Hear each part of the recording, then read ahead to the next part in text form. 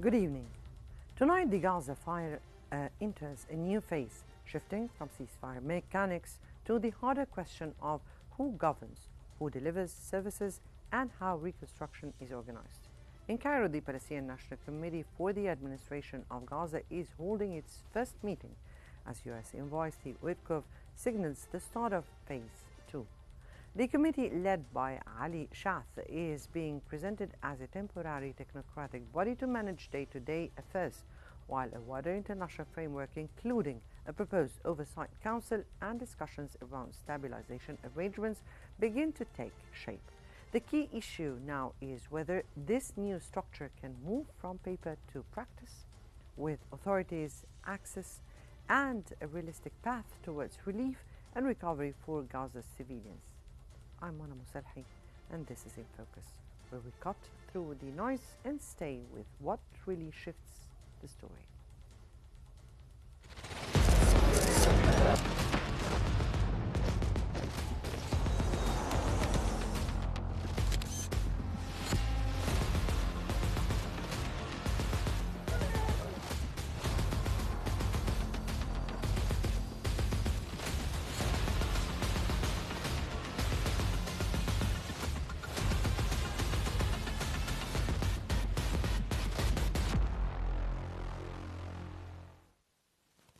Palestinian factions have held the first meeting in Cairo of the National Committee tasked with administering Gaza as the second phase of the ceasefire agreement is announced to be underway. The meeting brings together members of a new Palestinian technocratic committee expected to assume temporary administrative responsibilities in Gaza during the transition period. U.S. President Donald Trump confirmed the start of Phase 2, backing the committee and announcing a new peace council for Gaza with members to be named. Trump also called for a comprehensive disarmament agreement with Hamas, including surrendering weapons and dismantling tunnels, and linked progress to completing outstanding commitments under the deal.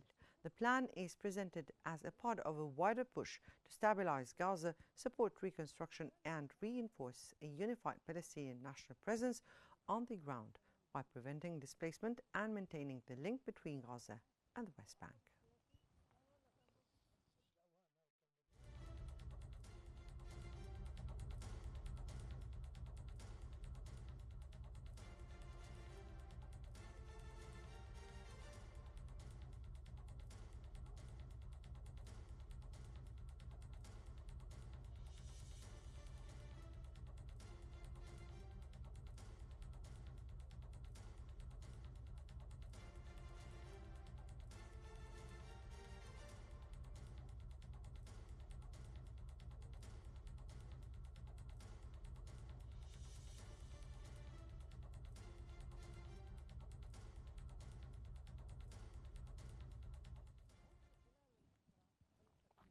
Right, to further unpack the situation regarding the war in Gaza and the new National Committee, we're joined from Cairo by Brigadier Tariq Al-Aqari, a specialist in military economics. Good evening to you, sir, and welcome to Qnews. And thank you for joining us.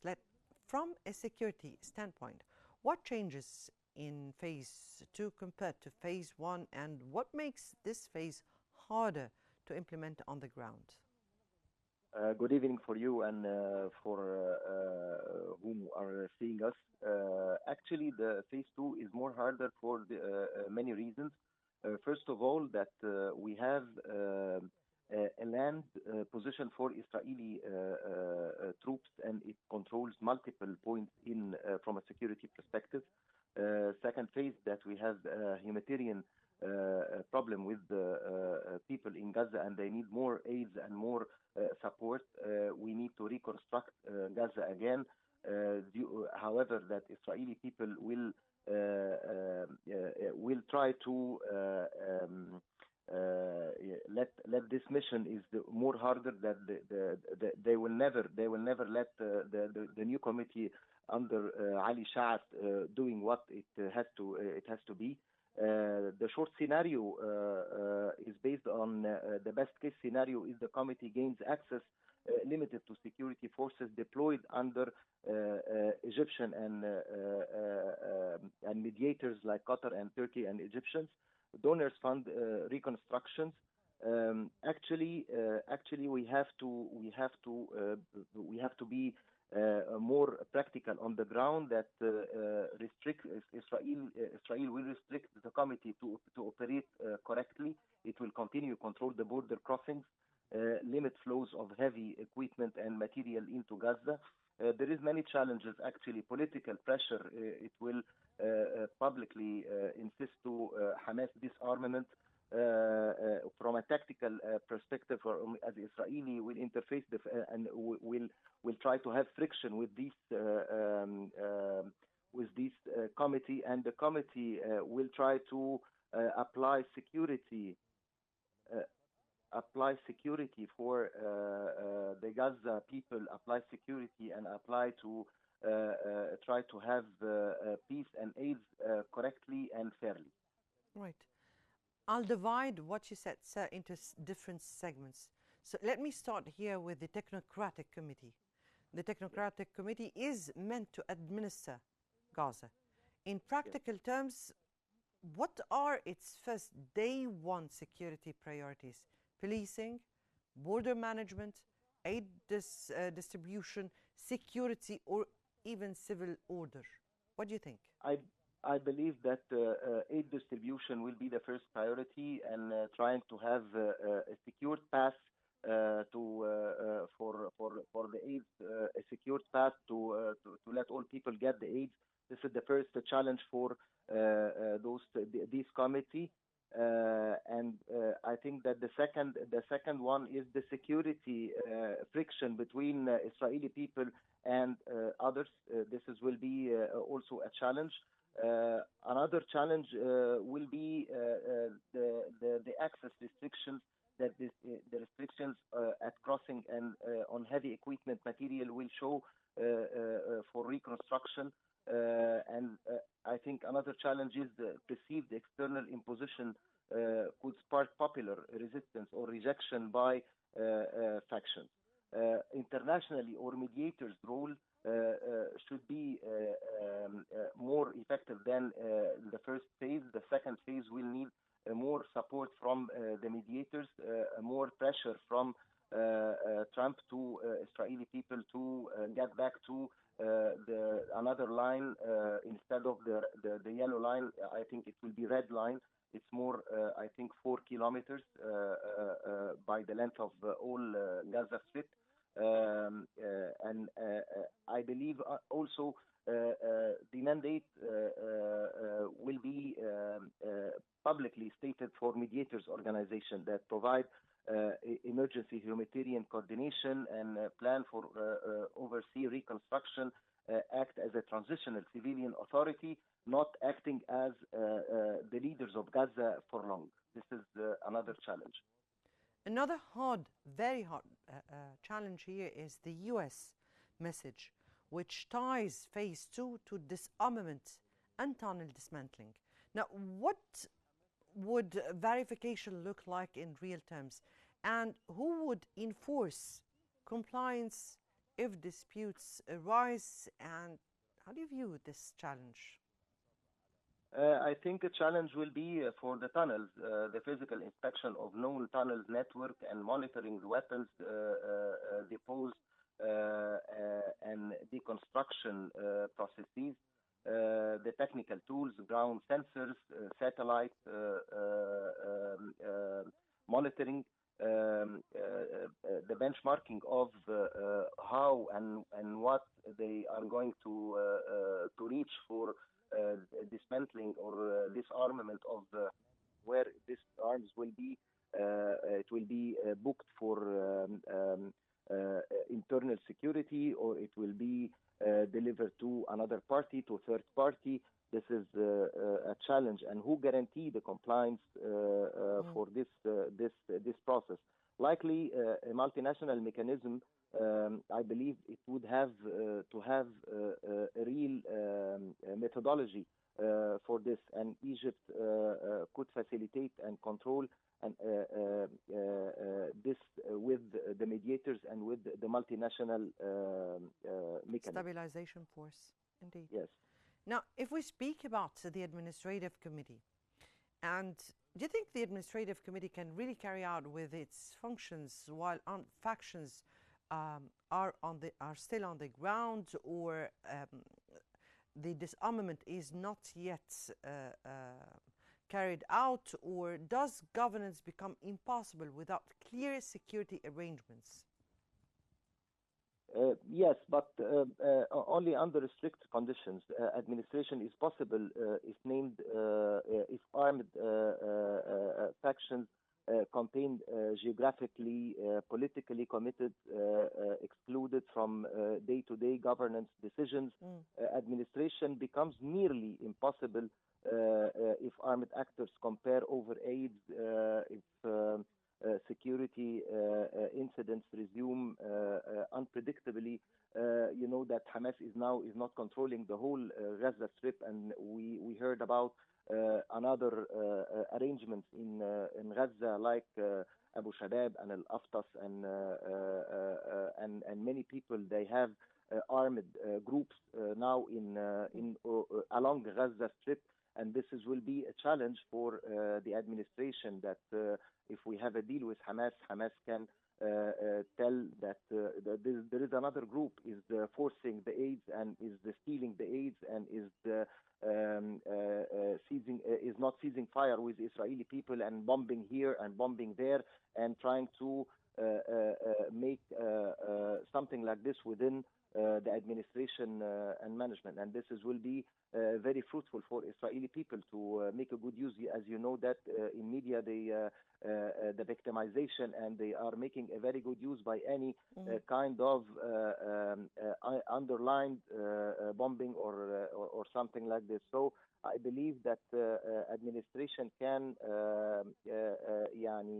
do good if they have a real intention, good intention with Hamas to cease fire from Israeli people, and a real good intention from Israeli people to cease fire and to get back to the red line. And I believe that this is the first thing will show the Israeli intention, if they will be back for another line or not, or they will stay in the yellow line. However, it's the yellow line that is a shadow line, is not a clear line that people can see it clearly.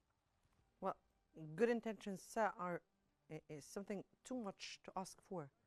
But then Yes. We're speaking here about two fronts, two important fronts. We're speaking about the Israeli side and the Hamas side. And from your point of view here, what would be the biggest risks to phase two? The Israeli pressures, or the gaps in enforcement, fragmentation among Palestinian actors, or spoilers on the ground, whoever they are? I think the fragmentation is the most between Palestinian people. I think will be the most challenge, the fragmentation, and how they will secure this issue.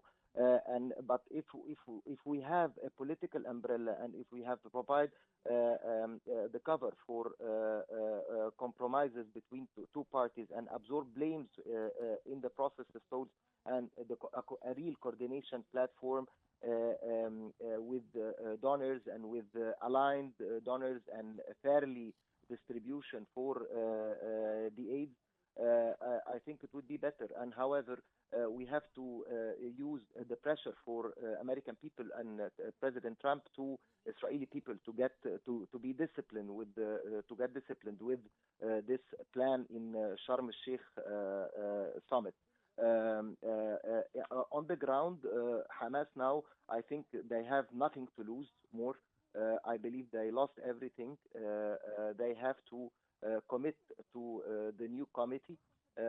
Otherwise, the Gaza people or Palestinian people will see them very, very pragmatic, and they sacrifice with the whole Gaza Strip and their people, apart from dead people, and apart from what happened in Gaza over 2 years before. Will grow. Yes. We'll see much growing in the suffering of the Palestinians from Cairo. That was Brigadier Tariq Al-Akari, a specialist in military economics. We thank you so much for your insights and for joining us here on Qnews. And to our second segment, the head of Gaza's newly formed Technocratic Administration Committee says the team is ready to move into the Strip immediately to begin relief and day-to-day governance duties as Phase 2 shifts focus to administration and reconstruction. Committee Chair Ali Shath says the 15-member body is made of moderate professional figures focused on governance rather than factional politics, and says it has broad regional and international backing. The committee is expected to take on local services and executive responsibilities, but officials stress the security file will be constrained by realities on the ground, including areas outside its jurisdiction. Under the wider framework, an international board of peace and an international stabilization force are being discussed as oversight mechanisms for the transition and reconstruction track. The immediate test now is whether the committee can translate paper authority into functioning administration, stabilize basic services, and keep the ceasefire phase moving without a return to escalation.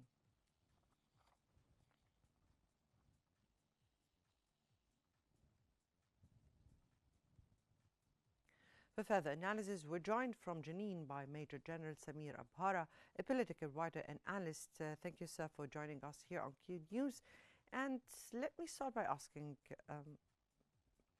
Ali Shas says the committee is ready to move into Gaza immediately. What would be the first concrete step that proves it has real authority, not just a title? Good evening to you and to the viewers. In fact, the second phase has started with the formation of the technocratic committee, which certainly will supervise and carry out its role of oversight in the Gaza Strip. But it's the committee question so far needs some Palestinian consensus regarding the committee members, as there are some objections. The formation is not independent. It's true that it's Palestinian, it's not independent, and it will be supervised by the Peace Committee, and the United States will be the first responsible to govern the Gaza Strip. Of course, now the Palestinian consensus is required, and the committee is required to work and save the Gazan population from the catastrophic situation they are living through. And if they succeed in this, they will have had the first step towards the right direction. Of course, they will take their instructions from the Peace Committee to be formed later. The Palestinian committee and the technocratic government were hopeful that they have a time frame, a timeline to follow, and this has not been determined yet. It can be 2 or 3 years, but certainly this decision is not final yet.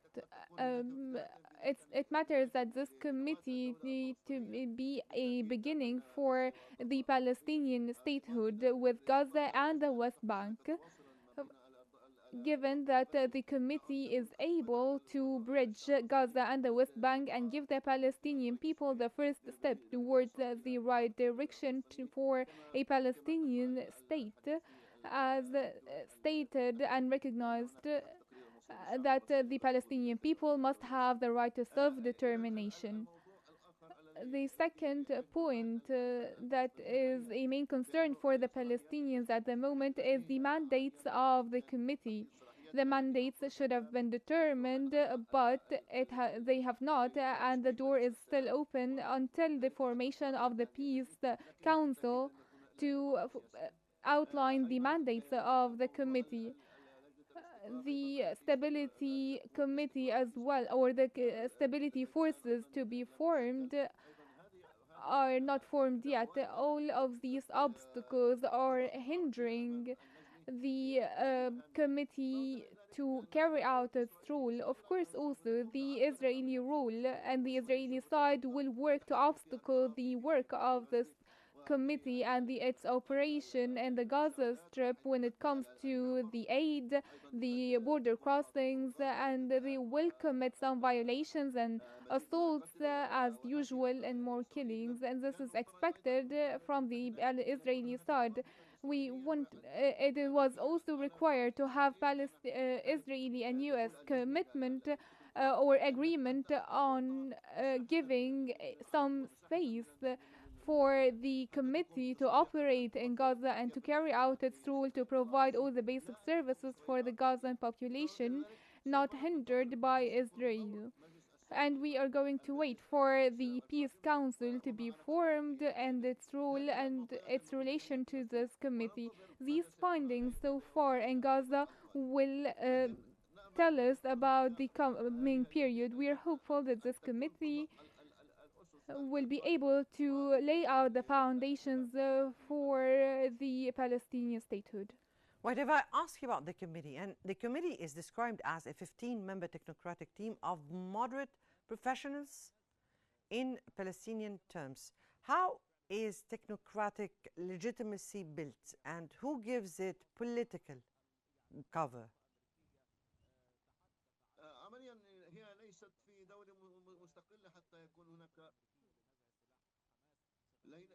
It's not an independent state, so that we would have a technocratic government with a technocratic mandated role. As we have stated earlier, they do not have the freedom to make a decision. It has to submit to the Peace Council, and it does not have any political responsibility as the main standards regarding the role of this committee was not set. But until the Peace Council is formed, we start to see the features of this technocratic committee, its role and its significance in Gaza. Will it be political, services, security? Yes, of course, they will provide oversight on different aspects in Gaza, but the decision will always need to be approved by the Peace Council, and we can consider this committee to be on the executive. Now, from your point of view, sir, how will this committee relate to existing Palestinian institutions, especially the Palestinian Authority, without creating a parallel governance structure or a new internal dispute?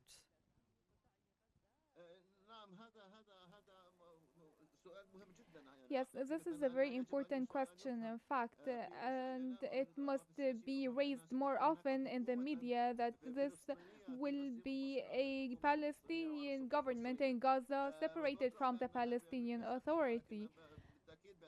It's expected that to have some sort of communication with the Palestinian Authority, and that all Palestinian factions would participate in the formation of this committee, including and most prominently the Palestinian Authority, and the reference will be the Palestinian Authority. To my estimate, there will be coordination and different forms of communication between the committee and the Palestinian Authority.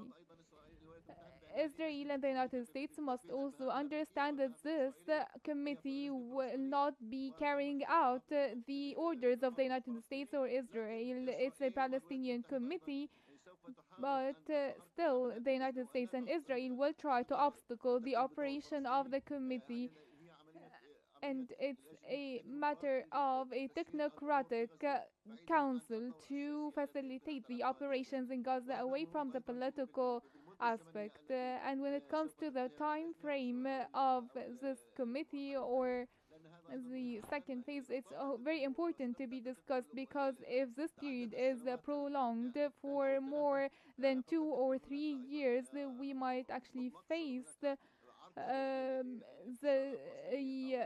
very so many obstacles and challenges to the Palestinian Authority to control the Gaza Strip, as raised and highlighted by the United States and the Arab world, requiring the Palestinian Authority to have the main role in governing the Gaza Strip. The Arab world as well has a significant role to play in consultation with the United States and with requiring the United States to make sure that this time frame is not prolonged, given that the next project must be political and not only around basic services for the Gazan population. Right. Mr. Ali Shath says or said the committee's main focus would be relief and reconstruction. Now, what are the top three priorities files it must do? Stabilize first, policing, civil order, basic services, or aid distribution from your point of view?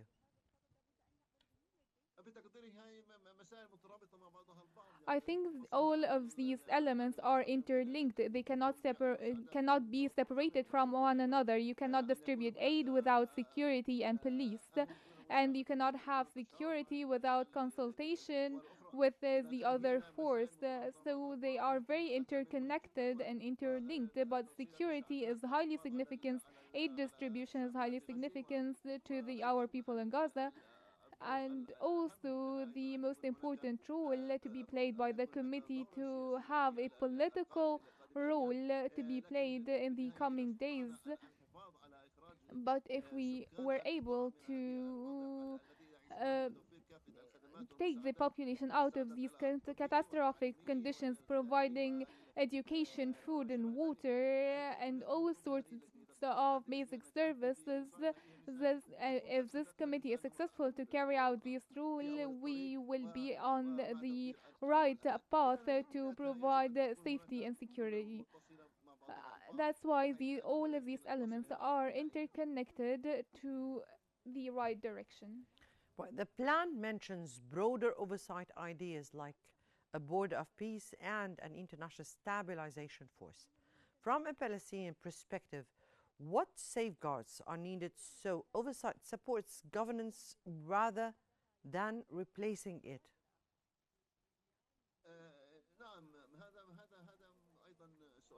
Yes, so this is also a very important question. When it comes to Israel, it is highly concerned with keeping this wedge between the West Bank and the Gaza to hinder the establishment of a Palestinian state. And this committee means the beginning or considering a Palestinian state. That's why Israel will exert all efforts possible, but the time frame to be set is highly significant, so that if Israel tries to hinder the timetable set for the operations, and if Israel insists to impose its conditions on the Peace Council and the Technocratic Committee, all of these efforts will go to no avail. It will be infinite, and the de facto policy will be imposed on the Gaza Strip, which means that the Israeli occupation on Gaza will remain. Also, there must be an agreement to implement the Trump plan and withdraw from the Gaza Strip, and for Israel to completely withdraw from Gaza. Israel also puts a condition to disarm Hamas. Away from these topics, of course, there is a peace council, which will form the stability force. But eventually, Israel will remain a key player, and the United States will be the main responsible for the situation in Gaza. Right, briefly, sir, security is the hardest file if the committee is civil and non-factional. How can it operate in an environment where armed actors remain present, and what minimum security arrangement here is required?